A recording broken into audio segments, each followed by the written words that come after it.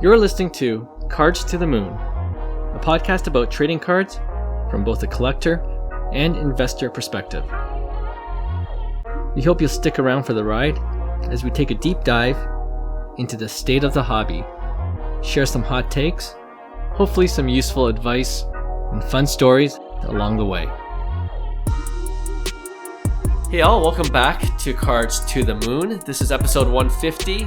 My name is Clark from 5cardguys.com and 5cardguys on Instagram. With me co-hosting as usual is Hyung of Integrity Sports Cards and John, who is Trade You at Recess. All right, off the top today, I wanted to talk about one of the more talked about insert cards in this year's Topps Chrome Baseball, which, by the way, if you're a listener of the show, our friend and fourth occasional host of the podcast, Will, secured a case of 2023 Topps Chrome Baseball. Yep, and we will be breaking some boxes hopefully this coming week. So we'll see if we hit anything. But one of the things you could hit in this year's Topps Chrome Baseball is the Tacofractor card, which is not being received that well for its design and look because it has random tacos in the background. So first, have you guys seen it and what do you think about the design?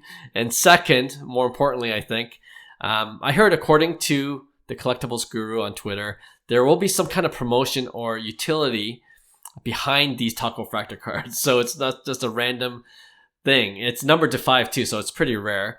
But no other details have been released so far, but apparently it's forthcoming. So I was wondering if you guys had any guesses what that could be. But first, honest opinion about the Tacofractor card and how it looks. As a hobbyist, you know the answer, right? And I think that's everybody's answer. But I think Fanatics is up to something for sure. It's the biggest news, remember? And yeah. You're right. There is 100% utility. There's apparently the website spelled wrong on the Tacofractor card. It's like the website on the card. It actually is not the website. They missed an S or something like that. So it was a broken link for the longest time. But fast forward, I think it was Ozzy Albies. He tweeted something saying, "Hold your Tacofractor cards." Wow. That's what he said. Ozzy Albies tweeted that. Ozzy Albies. The MLB Atlanta Braves second baseman. Really? Okay. Yeah. So that I don't know. I don't know what the story behind that is, but it tells me that it's a very unique experience or utility that, think about it. It's only numbered to a 5 for a reason, right? Yeah. So, and it's almost like the Frozen Fractor and the Tacofractor was almost like such a stupid gimmick. And everybody's like, it's such a stupid gimmick. But I think that's the whole point of this whole thing. It's like, if you look at the card, it's like, it's like there's 3 tacos on each side. Like it's a joke, right? Like Frozen Fractor, like -1 out of 5, -2, like, or out of 0. Like what? That makes 0 sense, like we said in the first place. But what I'm saying is, I think that's the whole point. I think they're big, massive cards that have a totally different purpose than what the actual card is. And this is, I think, Fanatics' strength. It's going to be Fanatics' strength. They could create value and bring value through experiences or other ways that they have, strength in, right? Kind of like what we talked about, they have to leverage their resources to kind of do that. So I think it's something special. I think there's going to be a big demand for these cards, to be honest. And I just seen a couple on bids too. They're pretty expensive. So I think they're going to be interesting. Whether or not the experiences or the utility is going to be great, that's to be seen. But the way Fanatics was, bringing this news, it was pretty big, right? So I don't think they're going to fall back and it's just going to be this little convention like, Topps used to do or whatever like that, right? Where it's like a smaller kind of thing, right? So I believe that it's going to be bigger than what we anticipate. Interesting. The Albies, I never even heard that. So that's really piques my interest. Yeah. You know what? I forgot where I seen it. Somebody said it was Twitter though, right? Okay. We'll try to flag it down. What do you So think, John? should we be buying up these Tacofractors? Like, what's going I don't on? think you can. It's so expensive that I don't think it's worth it, really. Right. But Yeah. who knows? Oh, That's the man. whole point, right? Okay, wait. So I've never I seen a think the Frozen Fractor Tacofractor. too. I'm looking it up right now, and I can see the design. It's whatever. So to be clear, It's whatever. the Epic promotion is just behind the Tacofractor, or is there a Frozen Fractor promotion as well? Potentially. I think there's going to be both, to be honest, because So it's they're gonna both be- out of 5. So is it going to be like Taco Bell and Dairy Queen or something like that? What do you think? What do you think it could be? You have any guesses? You know John? what? Like my initial thought is thinking about Tacofractor. You have to think it's like Del Taco or Taco Bell or something where you get Right. free tacos for a year. But that doesn't sound epic to me. So then my next thought was, is there a stadium that's sponsored by Taco Bell or Del Taco or any of the stadiums where you, I don't know, go to the game, meet the players, like Hyung was kind of saying off the top, some sort of crazy experience. I think it's going to, knowing that it's Fanatics, it's going to be something towards, I would imagine something towards that rather than like, you know, a $500. Like a VIP party. Right. Instead of like a $500 or $1,000 gift card to Taco Bell or to trade in your Tacofractor, right? I personally don't think it has anything to do with tacos. I think that's the whole point. Frozen Fractor, Could be like right. at a 0, Tacofractor, it's like as a hobbyist, we're just like absolute no. It's a hard no, right? But then it's like, let's just wait and see. Yeah. Thank goodness there is an Epic promotion though, because you're saying Taco is just the silliest thing in the world. Yeah. Yeah. Thank goodness. You know what? I mean, to be honest, I wouldn't mind a year of Taco Bell tacos. I wouldn't mind. I mean, I think like that's pretty cool. I don't know if I could go every day, but share the wealth amongst friends. Like, hey, anyone want a Taco Bell lunch? That kind of thing. It's like sharing season tickets,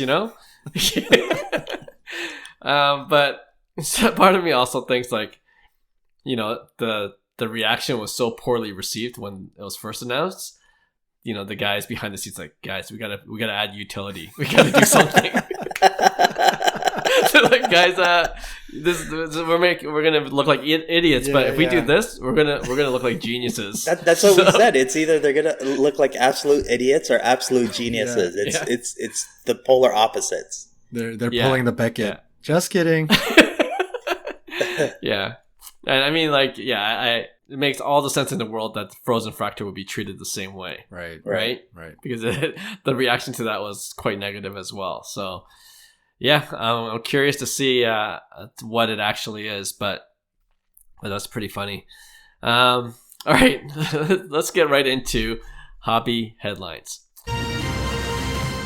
So, John, you brought to our attention one of Jeremy Lee's recent YouTube videos where he took a deep dive into the world of hobby content and some of the issues with it. You guys should check it out on the Sports Card Live YouTube channel if you haven't already. It was a pretty good discussion that he had with a guest, but it's not a new topic because you hear all the time things like how influencers are bad for the hobby, blaming anyone with so-called influence in the hobby for pump and dump schemes, and not just with cards, but with different hobby services like loans on cards and fractional ownership. Remember when that was huge? And now that's kind of, gone by the wayside. Yeah, just blaming all those people that really were heavily into those things, and then there's questions of what's ethical and unethical when it comes to promoting anything in the hobby space as an influencer or really any hobby content creator, even ourselves, we consider ourselves hobby content creators, especially with this podcast. So lots we could talk about here, but I wonder if we can just start by getting your high level view on the hobby content space, right? Like, do you think we're in a good spot now in terms of the hobby content that's out there, or do you find it pretty toxic like some people do? I think in order for you to find good hobby content, you have to know what's toxic, right? I think when you have an unregulated, market, I think that's one thing. It's tough because you can't start dictating who gets to say what. I think part of the thing that we have to see it as is if there are people that are not great for the hobby, I think it's just showing us something, you know? All right. And I think it's better for us as individuals, as hobbyists, to kind of do your own research on everything. So if an influencer brings something up, it's just bringing it to light so that you could look into it, right? And the truth will always be there at the end of the day. And we could blindly look into things and then blame others for doing it. But at the end of the day, you got to look at the way our world is being run and how impactful the influencer marketing is. And it happens in every industry, not just the card industry, right? So sure. I think as a hobbyist, you know, the people make the community. So I think majority of people have great morals, great ethics. They believe in the right thing and they will call out malpractice in the hobby. I see it everywhere on Facebook. It's a great community. So I think we can't go and start blaming people, you know, saying that they're so toxic and they should, you know, stop. You know, I think those people will eventually take care of themselves. That's the way it always is. And it's our due diligence that we have to do on our individual part as well as the community, you know, keep each other accountable and make sure that, you know, we're doing things right for the hobby, or at least the intention it is. It's not saying it's always going to be right, but this is how we learn and get better from it at the end of the day. And I always see it in that perspective because I don't want all of a sudden a policing happening. You know, this is, I think, the complete opposite of what we as, you know, Americans, Canadians believe in, is that, hey, this is what you believe, your perspective, you're free to share it the way you view the situation, right? And then you count the small fractional percentage of, you know, the bad apples that take advantage of this. But like I said, in the long run, I think they will eventually take care of itself because as we get better as the hobby, we kind of move forward. We don't stay the same. And that's kind of like what we've been seeing the last year or so. So, yeah, I can see that. You know, I brought up this this topic because as I was listening to Jeremy Lee, which is a fantastic, he does an entire series, a bunch of these series, like issue with hobby content, issue with this and that. So go back for listeners, go back and listen to that stuff. It's great. But the fact that the topic are influencers like a problem in the hobby, like that seems so absurd to me because, like, number one, I think a lot of people are unfairly labeled as influencers, and it's really hobby. They're just content creators, right? They're not there to like influence people. And I mean, not to give anybody credit or discredit, but let's be real. Like Jeff Wilson is probably one of the bigger content creators out there. He has high production value, puts a lot of dollars and effort and people and manpower behind all of his production. And he's at 200,000, 250,000 YouTube subscribers. Like that's, you know, in the YouTube world of like real influencers, that's like peanuts. Like he's not, I think a lot of times the hate is just so crazy. Just people want to pick on certain personalities, and it's unfair because like I don't know how much he actually does influence. If I'm really guessing, he's not like people, the 200,000 people or the 300,000 people watching, they're watching because he has quality content that they enjoy watching, right? Yeah. And I think someone like Jeff Wilson, I think he probably got an unfair shake to begin with, because here is this sort of like slick businessman coming in and people are like, oh, here we go. Like this guy's talking about the hobby. He's just this businessman. What does he know? Right. And they just start hating on him. And then if you notice like Jeff Wilson's intro, at the end of his like classic intro where the music comes on, he says like, I'm going to help you profit from the hobby we all love. Like he's actually removed that now, I think, because of all the hate, you know, and perhaps, you know, during this bear market, it is kind of misleading to sort of say that, right? Because a lot of his content is no more about what you should invest in. It's just sort of his day-to-day operation, right? Yeah. Yeah. So there's like, I mean, like, and then things like great curator. Like I follow his stuff and it's great. And, you know, people accuse him of pumping and dumping Star Wars or pumping and dumping WWE. you know.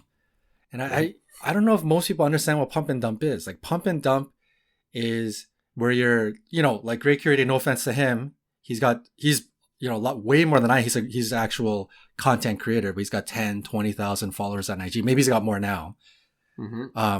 But we're looking at, you know, YouTube creators that have 4, 5, 50 million subscribers. And the real pump and dump is when you say, oh, we're going to hold Shohei Ohtani to the moon. Like, who's holding with me? And then next thing you know, in the background, you're selling at all of your Shohei as you're saying, let's hold, it's going to go to the, like, that's a real pump and dump. Like somebody like Great Curator, he's saying Star Wars is awesome. I love it. He genuinely loves it. Like he's nerding out on this stuff. Yeah. And then on his show, he's not hiding it in the background.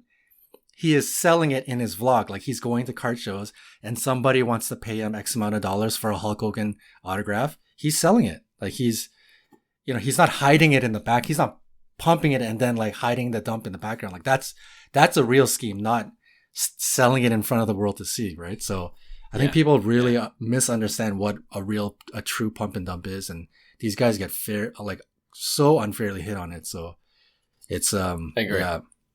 Yeah. I agree. I think people that feel that way, I think maybe that contributes to their perception that it's really toxic out there. You know, it's really their perception. And, you know, like, honestly, it's like news, you know, to a certain degree, or not news, but commentary. You know, when you read the editorial page in newspapers or opinions, right? Like, it's good to get both sides, but if there's one quote unquote influencer that just gets you all riled up, you know, and gets you angry for whatever reason, you know, maybe it has less to do with that person and more to do with like how you're receiving the information, you know, and the news. And there's a certain bias that you have towards that person. Maybe you just need to pay attention to someone else, you know, that can not just agree with you, because that would be boring, but like can communicate in a way that you receive it in a more positive way. And so, you know, like and we always say for every guest that's come on our show, on our podcast, that had a slight interest in creating content, we always encourage them to do so. You know, like it's so early in the hobby still. For sure. And I think maybe that's why, you know, we're beginning to feel like, oh, there's so many more people coming into the hobby content space because it's so early, and, you know, people are still coming in and they're finding they really love it and they want to talk about it. So they're creating content about it. And that's the more the merrier. And you just want more people invested in the hobby. But at the end of the day, like the ones that are going to be more influential or grow in numbers in terms of followers and subscribers, those are the people that are going to be doing it consistently. And they're only going to be doing consistently is because they love the hobby that much. Right. If you don't love it that much, trust me, you're going to do it for a month and you're going to just not produce any content afterwards. It's not worth your while.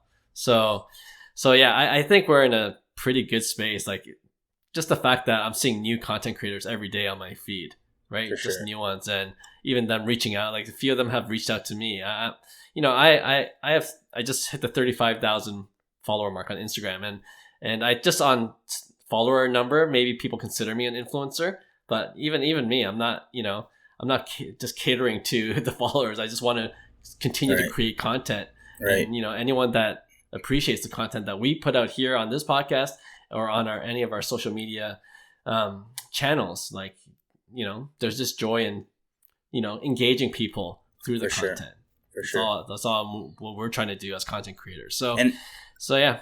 On the flip side, as a content creator, it's tough. Like you're just trying to, for the most part, people with the right intentions, they have the intention of just trying to share their perspective because they have valuable insight on the way they see things. And, you know, it's not easy, because a lot of people get scared because of the comments they see, you know, on comments and stuff like that. But I think the important thing is, like, for the content creators, the new content creators out there, it's like, you know, keep at it. Like, you never know where this will take you, because our world is driven this way. You got to really understand there's opportunities that are created because of what value you have to give to your communities, right? So if you feel like you have great value to give, I encourage it. Don't let, the negativity and all that kind of stop you from, doing it, because it's only going to make our hobby better. Yeah.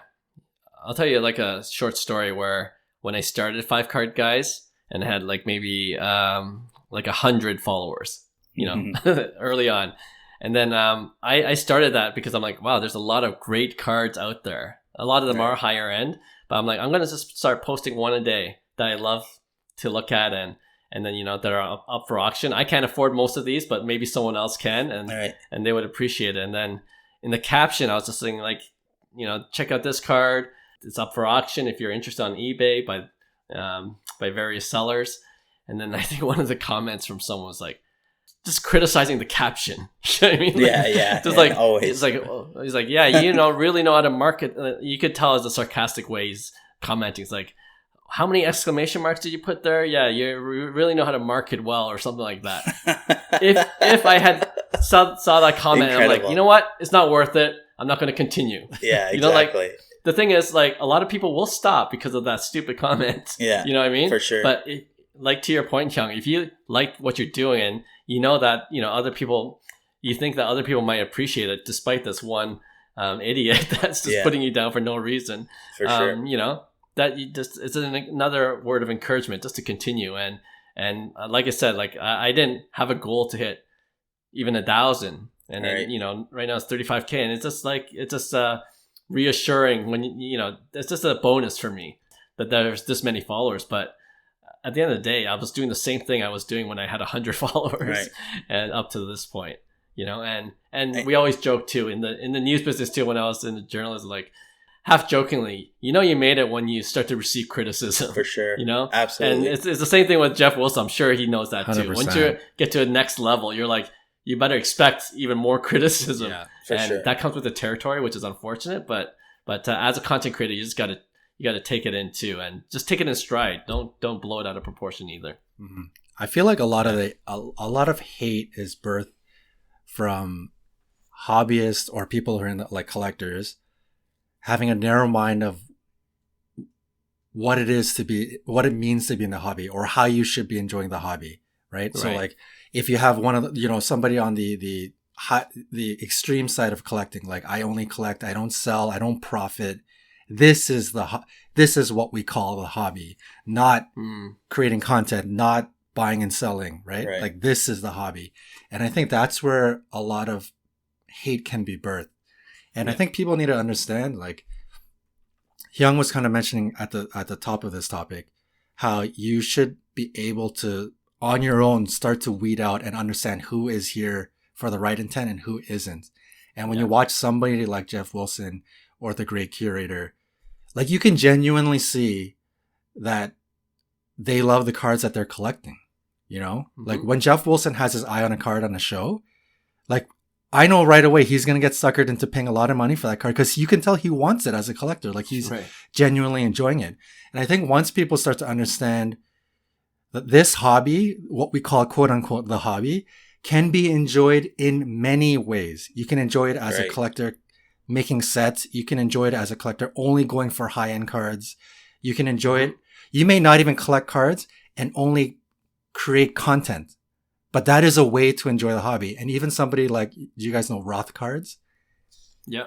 He is like a complete flipper. Like, he's a flipper, right? Like, he'll get a card and he'll be like, oh, I love this Justin Fields. Like, I can't believe I have it. I just paid $10,000 for it. And literally 2 minutes later, he sells it to somebody for $10,300, makes $300. And he just said he loved the card. But hey, like, he's enjoying the hobby. Like, the flipping is his enjoyment of the hobby. And he genuinely is having a great time with it. Like, you can enjoy the hobby in so many different ways. And I think when you're stuck on a mindset of like, no, the only way to enjoy the hobby is like ripping packs and completing sets, or I don't know, like, you have a narrow mind of what it means to be the hobby. Like, that's when the hate starts to come around. So like, I think once you have an open mind about there are just 1,000 different ways to enjoy this hobby, I think that's when people are going to be supportive of anyone and anyone out there, even 100%. flippers and even people who are, like walking into Walmarts and trying to like make money. Like, they're enjoying what they're doing, right? No issues. Yeah, 100%. Yeah. It's I think in that episode that we talked about with Jeremy Lee, actually when he was on our show, when he was talking with us, he said, like, if you're authentic and you have something to talk about, and even if you have an expertise in a niche part of the hobby, like, why not start a podcast? Why not talk about it if you enjoy sharing that kind of stuff with the larger audience? So yeah, I think that's really true. And even with Samuel C. Evans, we just played his episode last week, and he's just a collector and he's just sharing stories, and that's his thing. You know what I mean? So yeah, to your point, John, too, I agree. There's so many different ways to enjoy the hobby, and you know what? Like, you're gonna have difference in opinions too. Like, there are things that I don't agree 100% with other collectors, but I don't think that they hate the hobby more than I do, or like the hobby more. You know what I mean? Like, right. We could both love the hobby in a different way, and we could have difference of opinions on certain issues within the hobby. But that doesn't, it doesn't mean you need to hate that person and bring him down at any point, right? So yeah. Do you think content creators are integral to the growth of the hobby? 100%. Oh yeah, 100%. Absolutely. Because, like I said, it's like, how do you get to where the hobby is going to be in 2026? Right? How do you get there? There's going to be a lot of trial and error. There's going to be a lot of new companies come up. There's going to be a lot more influencers come up. There's going to be a lot of influencers that leave. Right? And as that happens, that's where it's paving us to get to kind of like that future where that ideal hobby space is, right? And it's the people that ultimately create the hobby space, right? Mm-hmm. So as long as we focus on, us as individuals, we become better. I think it's inevitable that we have, like I said, we got to get out of this mentality that the hobby is run differently than the way capitalism in the world operates. It isn't. It's a different marketplace within the same structure of the way we operate. So, social influencing is massive. It is the driving force of, our society today. So it's almost like we need better people to step up and keep on producing what they're good at, and maybe they could make the hobby better or get to where we need to be as a collective group. Yeah, I asked this question because, there are people that are like, oh, there's just too many influencers out there. We need less of them. And, like, that's the gripe. You know what I mean? Right. Like, but they don't give you the answer to it, though. That's the problem. It's like they're basing it on their opinion. Like, oh, because I'm listening to a bunch of junk. It's like, if it's bad, then start one that is good. Right. Or don't listen to that person. Yeah. Right. You have that choice. Right. But that's what I'm saying. And that's the common kind of denominator that I see outside of the hobby market. Right. The people that complain about things are the reason why the hobby's not going forward. It's ironic, right? So it's like, we got to be better as individuals at the end of the day, hold accountability to ourselves. If there's a influencer that's, ripping people off, I guarantee you they're going to be exposed. For sure. Right? Like the people will speak, right? So you don't have to necessarily get emotionally rattled, because one content creator is not speaking in the same lines that you're thinking, for instance, right? Right. Yeah. Yeah, for sure. And I think something you said earlier that resonated with me is that, with content creators, more content creators, like, it just keeps the dialogue going within the hobby. And, for sure. When new things happen, like, you want to hear different points of view. You want to hear what different people think about Fanatics events, or, how Fanatics is running things.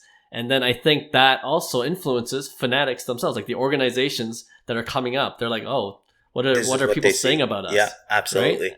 And then, a smart company will pivot when necessary, or take a lot of these comments and go through a lot of this content to make their future decisions, because this is the people that they're trying to impact within the hobby.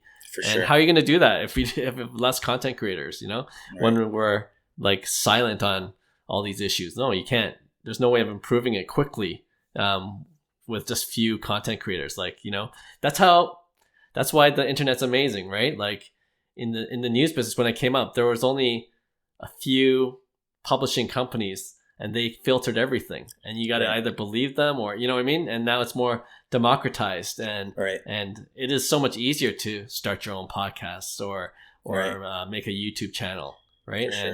And then, like, I love seeing people progress as well. Like, even for us, we joke every once in a while how our first few episodes were very rigid and we're just trying to find our feet. And now it's more, now we're just talking off the cuff. We have show notes. We look at it for half an hour and we're like, okay, we're good to go. I think we know what we're going to say, because we could just talk from the heart and, whatever way we're feeling at any given point authentically. And we know now that we have listeners who appreciate our point of view and take, and that keeps us going as well, right?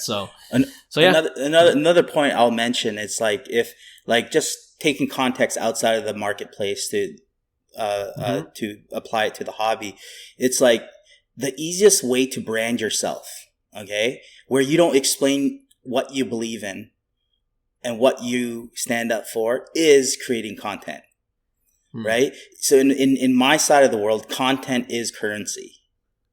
Right. The more content you have, the more currency you have. It's not, so it's the same way. It's like you could brand yourself in ways where you create a podcast. This is what they believe in. You don't have to repeat yourself of what you stand for. You've been doing it for years. So it actually makes your job or whatever, your brand in the relevant industry, a lot easier, because you're basically putting it all out there of basically what you stand for, what you believe in. And now you're branded in that sense where you have influence. So it's like when you're making that trade, when you're making that deal, it's a lot easier than someone who doesn't exist. You're reputable, your reputation's on the line. So it's on the flip side, there's a lot of positives that go with content creation too. There's a lot of benefits you could reap from the hobby, right? With doing deals. It's not necessarily, you might not have a business in the hobby yet, but it's just a way to build leverage. Yeah, true. Well, speaking of content, like, is there any kind of content you would like to see more of personally or less of personally? I guess it's not just about like, oh, this is better content, but like where you think there's a void, like where, there could be more people coming into the space to really focus on this area of the hobby, and I would love to see more content on it. Right. Or is there, on the flip side, is there a lot of the same kind of content out there? Maybe we don't need as much of that.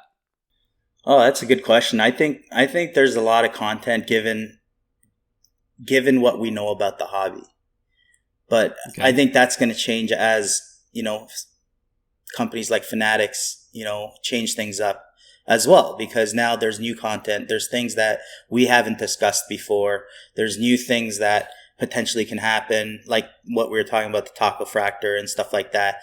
People are looking for opinions. They're looking for, different viewpoints on stuff like that. They think one way. So, yeah, I think, to your point, I just think that, you just have to kind of, get it out there. And I don't think there's any threat per se.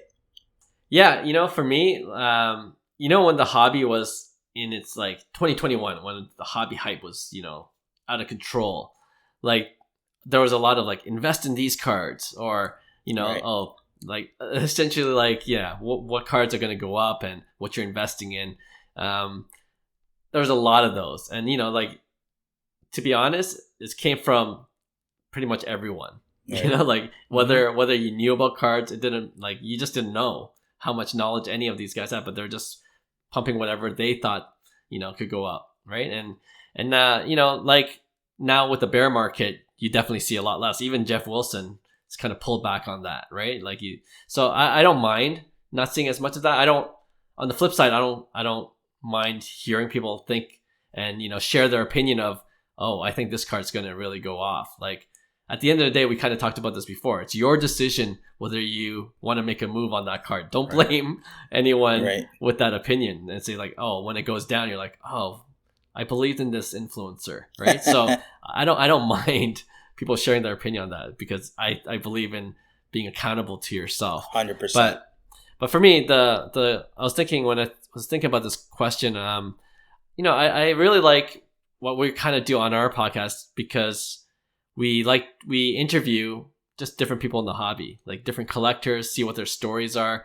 Maybe because I was a writer before, like I like to go more in depth with people, and the podcast is a perfect format for that. Right. So, and we got to know a lot of people through this podcast and through my website as well. So yeah, I think as we go along, just putting a spotlight on some of the everyday collectors, especially the ones that have been around a while. Like, you love hearing this different stories, even some of the guests that we brought on, like just a tidbit of information I never expected to hear in terms of their experience, and that's always cool. So moving forward, I hope we can produce that content, and we could hear more of that content from other creators as well. And I'm beginning to see more of that too. Like, Denny's doing a great job. We always bring him up, but like him interviewing different people within the hobby, that's something I like to see more of too. John, anything for you, like in terms of what content you like to see more of? Favorite, I guess my favorite content lends itself to what I enjoy in the hobby, which is trading. So seeing people go on the show floor, I think seeing all of the, especially the national, and especially, my favorite, Jeff Wilson's content, my favorite content that he has is the ones where he goes to the show floor and buys like a grail card. Right. He picked up the LeBron Gold Refractor, traded a bunch of assets and got to a deal. Like, I love watching that stuff. I love watching big deals go down. So that stuff is right down my alley, even though I don't wheel and deal big deals like that, but it's nice to try to live vicariously through these guys. Right. But yeah, the stuff that you said is good. I mean, I think as we move forward, a lot of people are going to get a lot more creative in the type of content that we see.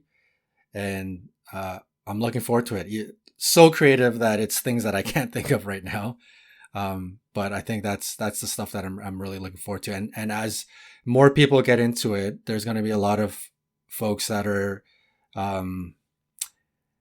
very good in front of the camera, very witty, very personable, and have lots of character. And these types of personalities will start coming out into the hobby. And I think that's going to make the entertainment value that much more special, right? You're going to see maybe like guys that are funny and kind of like have that comedic side to them that brings sort of like that entertainment value to some of the content that they create. Because right now it's mostly, regular Joes like the three of us that are creating content. But once you get maybe like a Kevin Hart or something that's into it, I think that's going to really add to it. So I'm looking forward to the all sorts of different content that'll be in front of us in the future. Yeah, no, for sure. I'm looking forward to that too, especially as the hobby grows. Yeah, you hope to see more diverse group of content creators out there. And I think for us too, the last thing I'll say about this is, like our podcast really caters more to like more issues based within the hobby. We like to dive deeper into some of the things that are going on in the hobby. And I like to hear different points of view. People don't have to agree with how we feel. And even amongst ourselves, we don't necessarily agree about everything. I could care less what you and John think, Clark. Yeah, he just if you saw a recording, he just walks off the screen for some reason. When we're talking. No, when you're talking, I just grab a glass of water. I don't need to listen to this. I'm just here for my time. No, that's not true for all the people listening to the podcast and planning to send hate mail towards Hyung after this. But no, like this is like just issues like having this long form kind of discussion is pretty interesting to me too. So hopefully more people can be engaged with that kind of content as well.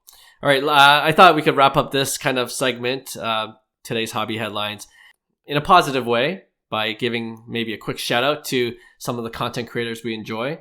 Anything off the top of your head in terms of like, this content creator is doing a great job. Man, you know me. I'm kind of busy, so I don't consume a lot of hobby content. But I will say, like I said, we bring it up. Denny is on my top of my feed all the time, so I always get Denny's content. He's being constantly putting it out there. And what John said, it's the kind of like the character that he brings to the table. He brings a lot of humor to the table, sure. And I think he's doing a phenomenal job. So it's absolutely working in terms of algorithm, because it's trending on mine. So agreed. Will needs to make his own content. Oh yeah, Will definitely needs to be. He'll be He'll be our spin-off guy. You know what I mean? Yeah, totally. He started on our pod, but he just gets his own spin-off podcast. Yeah, totally support that. One card guy. Yeah, I will love that. Anyone come up for you, John? I'm gonna second our boy Danny. He's hustling, man. I like the stuff, and like Hyung said, he has a personality for it, so he's perfect. This is right down his alley. For me, I enjoy Great Curator. Like, I actually enjoy Great Curator and Jeff Wilson because for me, I honestly see how genuine they are. They enjoy it, right? Even if they're making money and they're trying to profit off of it, you can genuinely see that they enjoy what they collect. They enjoy going to the shows, meeting people, buying up really nice cards. Yeah. And then, Neo Cards and Comics, got to give him a shout out. I really like his content. He's very articulate in the topics that he talks about.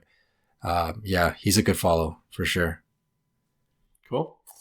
Yeah, I agree with all of those. And I'll just add, this might be from out of left field, but Rick Probstein, he puts out content. Like, I find it pretty... He has some incredible stuff, man. Yeah, like, he has a unique point of view. Like, running one of the biggest consigners in the space right now. And just going through his thought process sometimes and just showing off some of the cards that come in. Like, I love seeing that stuff. And sometimes he just does a Q&A kind of video, like things that you always actually wonder about.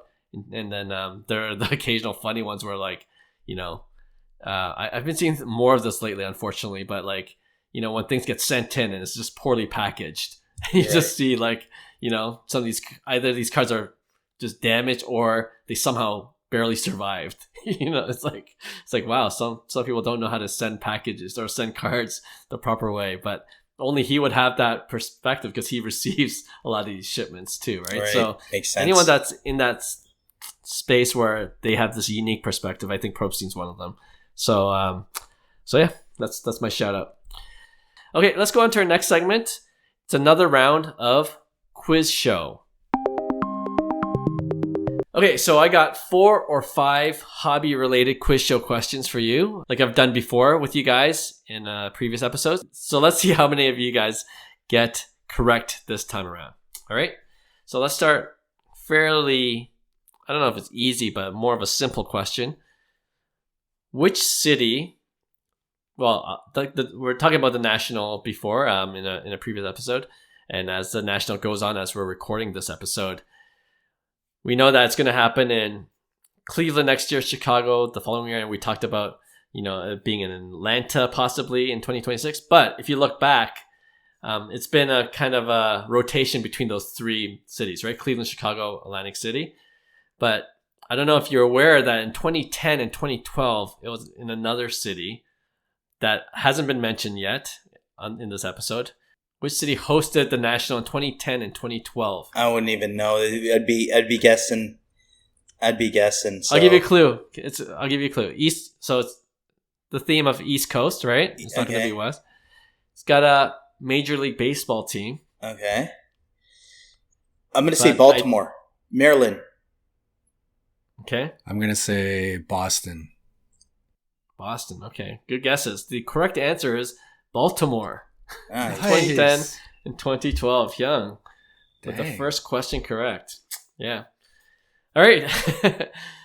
Second question. A 2017 Panini Prism Gold Vinyl rookie card of Patrick Mahomes, numbered to 5 and graded BGS 9.5 Gem Mint, during the hobby hype in October of 2021, sold for nearly $400,000.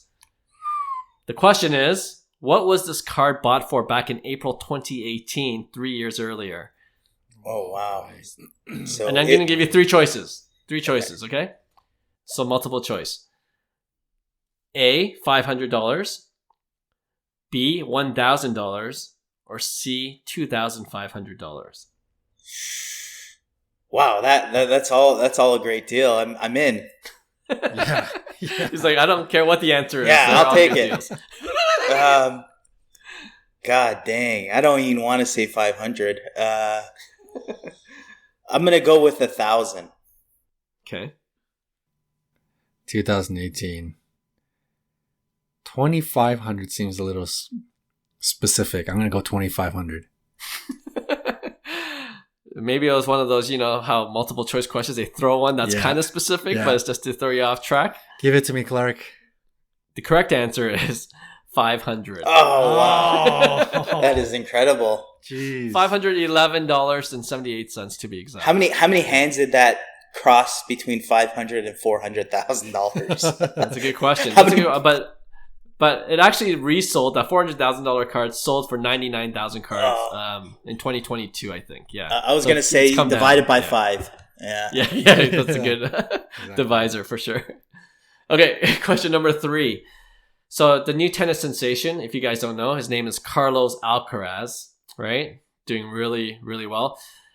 And if you don't remember, NetPro came out with this, they came back and released 2022 NetPro Limitless cards. It was a match-worn patch autograph card. Right. Okay? Of Carlos Alcaraz. It has 1 PSA 10. So the pop count of a PSA 10 is 1. Right? It sold for $2,500 less than a year ago, obviously, in 2022. But it sold earlier this month for how much? Oh, man. So this was at release? Like the NetPro? I think so. It has to be close to release, yeah. What year was that? This 2022. The past year. Yes. So I'm gonna say it's down half. Down? Yeah. No? On release? He gave away a clue. Hang on. It's definitely up. Yeah. 2,500. I could have sworn remembering that was like a crazy sale. Maybe there was a 1-of-1 version. Yeah, I don't know. I don't know Carlos Alcaraz's prices. He's young. He's super young. So I'm guessing it's the same trajectory as the hype that always happens with, young guys in the chase, right? So, but your reaction is telling me it's increased. I'm gonna take that clue and I'm gonna pick 4,500. All right. I shouldn't have given away that clue. You're right. It sold earlier this week for $22,000. Holy jeez. So he's just like Shohei. Some cards are going up even during this bear market. So we need to get on NetPro, huh? We're like no. What's NetPro? It's an exception to the rule, I think. But I only brought this up because I've been seeing Carlos Alcaraz highlights lately. That's all you see. Is incredible. Yeah, he's incredible. That guy is incredible. Yeah. I wouldn't Djokovic have thought. Is like giving him. I wouldn't have thought tennis cards would have boomed the way I guess they are. Just to have this type of sale, I know you have it in like the old school, 1-of-1s and stuff like that. But yeah, it's pretty crazy. Is it still a pop 1? I believe it's still a pop 1. Oh, yeah. To be fair, I think Carlos Alcaraz is pretty much the only one in terms of tennis cards that are going up. I was going to use another question. I can't find it now, but Naomi Osaka, her, the perforated edges, Sports Illustrated for kids, I believe that went down literally 99% in value, a PSA 9 version of that. So you got John. John has the exquisite. Yeah. No? Osaka? Chloe Kim. Oh, Chloe Kim. Oh, that's right. Yeah. Sorry. Different sport. Yeah. I remember you said something. See, Hyung really doesn't pay attention when we're on this podcast, eh? No, you sent something to my mailbox. I still haven't brought it in. Oh, send something. Send something. Got it. Yeah. Okay. I thought you said something. All right. Okay, 2 more questions.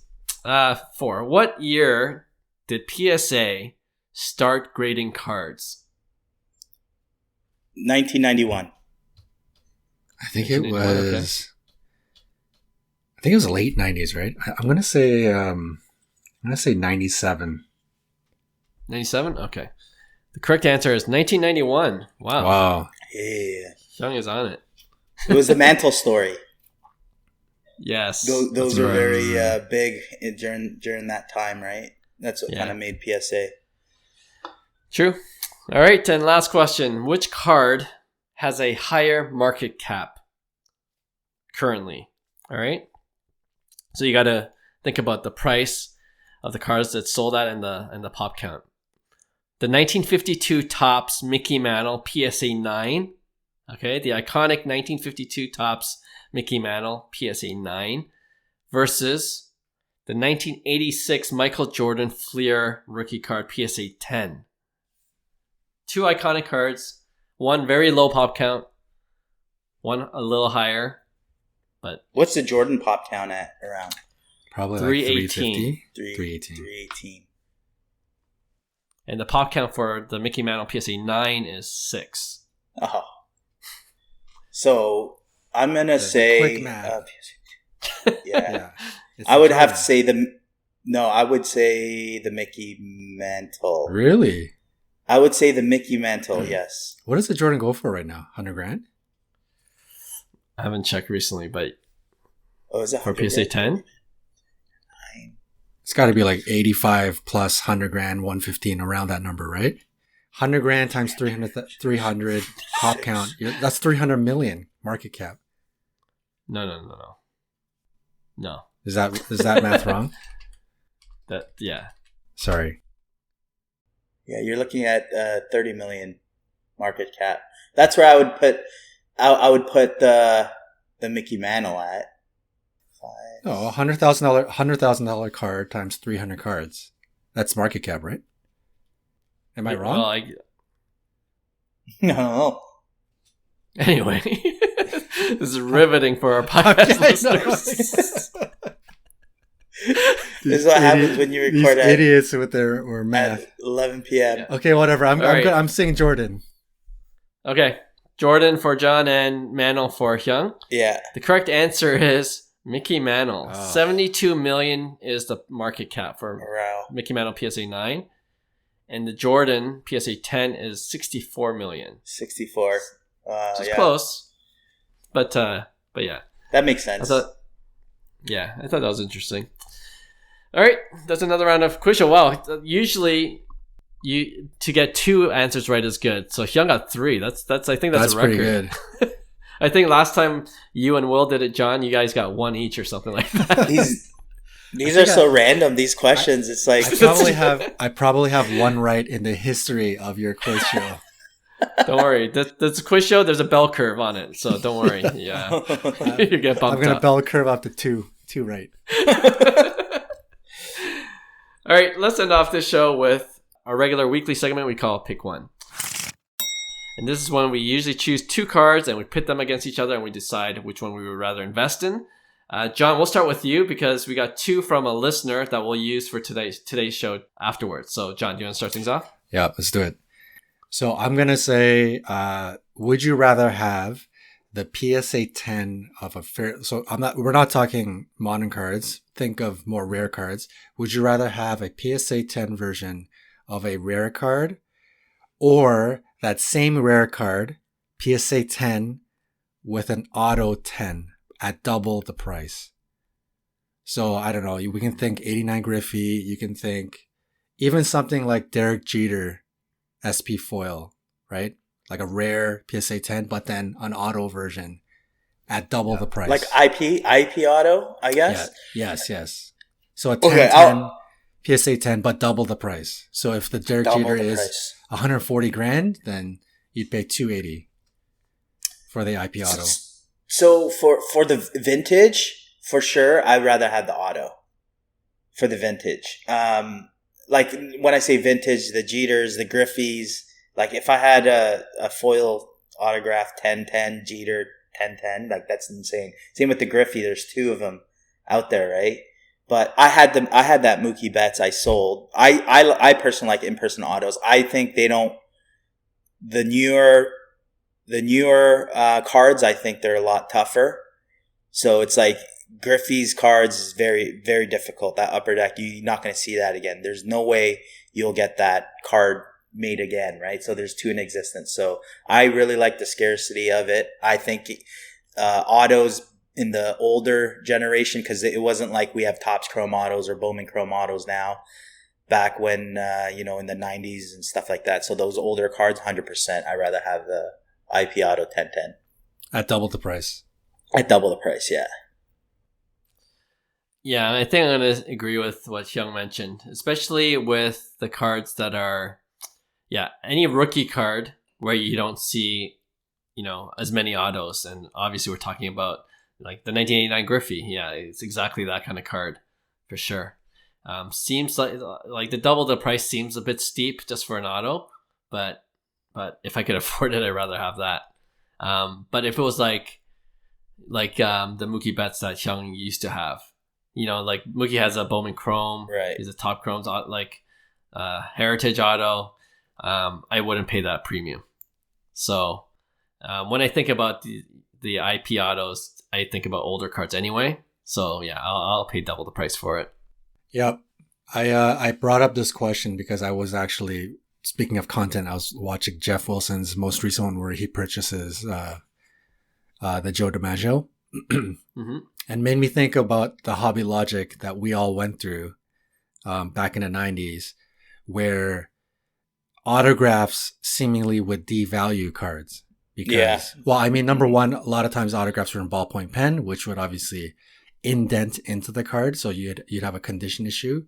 But a lot of purists at the time would say that's not what the card was altered. Meant to be. Yeah. It's basically altered, right? Yeah, exactly. But it's come a long way because now clearly, even based on the two of you, your answers, it's come back around where the IP autos are valuable and they do add to the card, which it should. I mean, like even the thought of it, like you have your favorite rookie card by a player that you really like, and they actually had that card in their hand and they signed it. Like, come on, that's pretty amazing. So I'm with you guys. I'm the other way. It's I'll pay the double the price, and we're going with IP 1010 for sure. It's a good question because if you asked me 6-7 years ago when I got back to the hobby, a little bit different, and like Hyung knows this. I'm like IP autos, I don't feel it. I'm not feeling it, and now I feel like I've come a long way since that time. So I definitely appreciate them more. All right, so we have the next two from Ed Reddington, who is a loyal listener of the podcast. So thank you, Ed, for listening to every episode. And he submitted two questions, which I thought would be good for a pick one segment. The first one is, I think this is a general. He doesn't have any player in mind, but it's more of just a general card. So on one side, you got a PSA 10 base first Sapphire autograph card. Okay. Or on the other side, a PSA 9 True Blue, number to 150, of course, autograph card. Is it Bowman Chrome first or Topps Chrome rookie? I'm guessing, he doesn't say. That makes a difference. Are they both? They're both blue? Well, yeah, Bowman. Well, Sapphire's in 2019 was white or clear, or that atomic look. Technically on the rookie side, but Bowman Chrome with Sapphire has always been the blue color, I guess.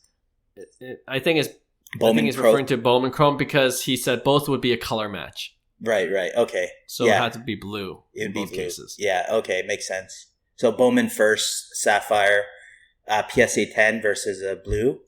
True blue. PSA 9, number to 150. Oh, man.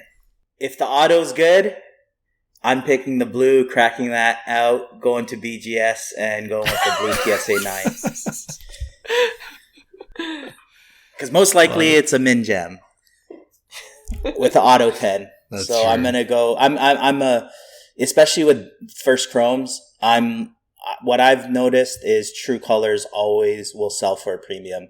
So your true reds, your true orange, your true golds, your true blues. Those are kind of like the highest in demand. And then, some people like greens. I don't mind greens. I think they're super underrated, but yeah, stick with those 4 in terms of like first chromes.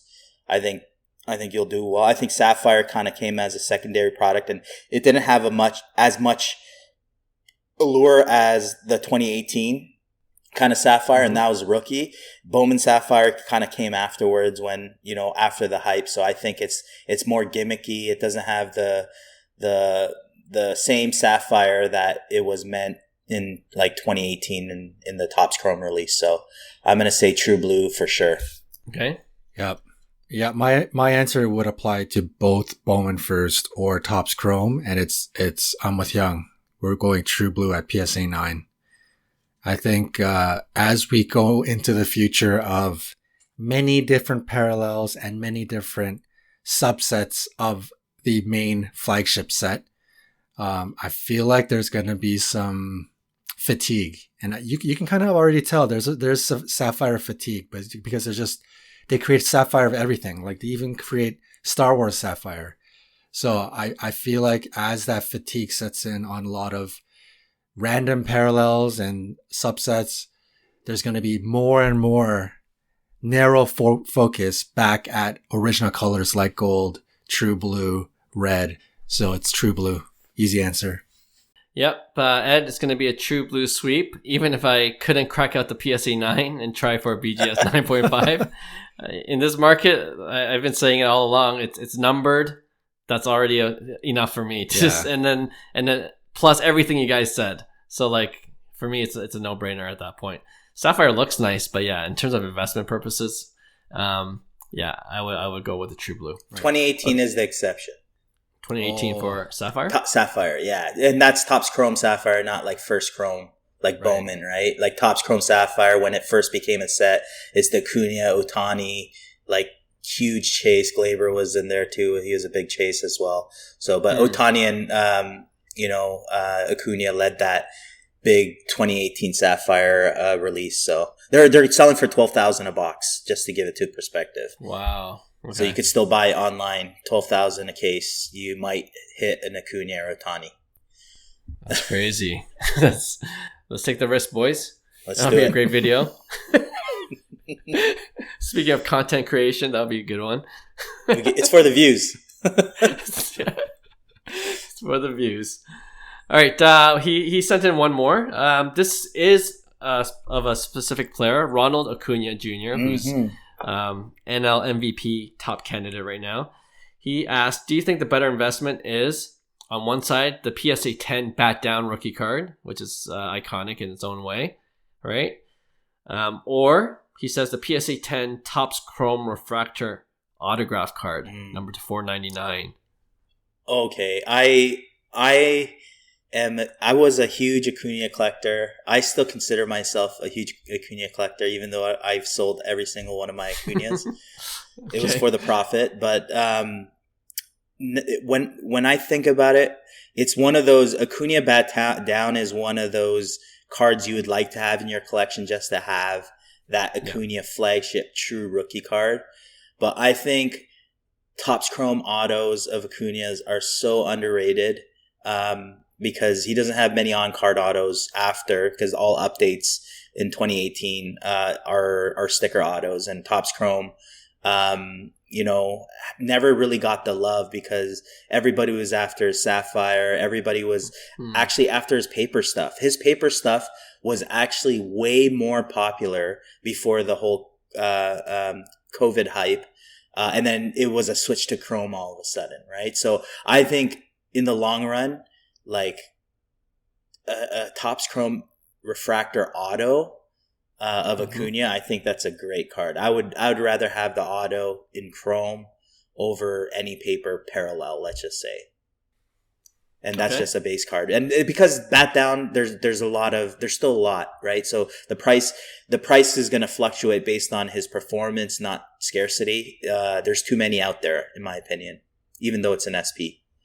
Right. Yeah. Which one is his refractor auto? Is that the shrugging the shoulders? It's where no, that's update. It's where he's swinging the bat. Okay. Like he's in the middle on the of other swinging side. the bat. Yeah, on the camera facing his backside when he's swinging. Yeah. Right. Yeah, I'm with Hyung. It's going to be refractor auto, similar to the points that Clark made. Numbered out of 499. It's got an autograph on it, and as iconic as the bat down is, like Hyung was mentioning, paper, I think it's losing a lot of its luster, especially base. It is an SP, but still sort of like got that base sort of appeal versus like a refractor auto. So, I mean, bat down is still a great card. I'm not going to discredit it that much, but yeah, I'm going to still say refractor auto out of 499. All right. Ed, another sweep. All right. I don't know if this helps you or it doesn't, but personally, I don't know. I never got the appeal of bat down. I'm going to tell you truthfully, and I'm like, yeah, so it's bat down. Well, I've come around more so with the white jersey. Like, I think that looks sharper, such a great, classic looking card.